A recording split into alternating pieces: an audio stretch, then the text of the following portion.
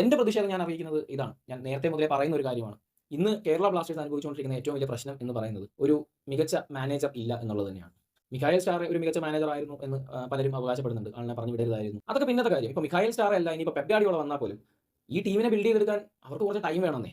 അപ്പൊ ആ ടൈം കിട്ടാത്ത പക്ഷം ചിലപ്പോൾ അതിന് 1 2 സീസൺ വേണ്ടി വന്നേക്കാം. ആ ടൈം ഇൻവെസ്റ്റ് ചെയ്യാൻ എല്ലാവരും തയ്യാറായിരിക്കണം. മാനേജ്മെന്റ് തയ്യാറായിരിക്കണം, ഫാൻസ് തയ്യാറായിരിക്കണം, പ്ലേയേഴ്സ് തയ്യാറായിരിക്കണം. എല്ലാവരും ഒരു മികച്ച റിസൾട്ട് പുതിയൊരു മാനേജർ വന്ന് ഒരു റിസൾട്ട് ഉണ്ടാക്കിയെടുക്കാൻ എടുക്കുന്ന ഒരു ടൈം.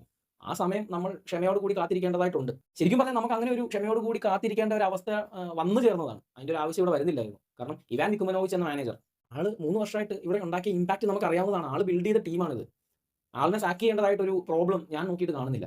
പുള്ളിയുടെ പ്ലേയിങ് രീതി വെച്ചിട്ടായാലും, പുള്ളിയുടെ ടാക്ടിക്സ് വെച്ചിട്ടായാലും, അല്ലെങ്കിൽ നമ്മൾ കഴിഞ്ഞ 3 കൊല്ലവും നമ്മൾ എന്താ പ്ലേ ഓഫ് കളിക്കുകയുണ്ടായി. അതിലൊരു വർഷം നമ്മൾ ഫൈനൽ കളിക്കുകയുണ്ടായി. അപ്പോൾ ഇത്രയും ഇമ്പാക്ട് ഉണ്ടാക്കിയ ഒരു മാനേജറിനെ പറഞ്ഞു വിട്ടു, സാക്ക് ചെയ്തു എന്നതാണ്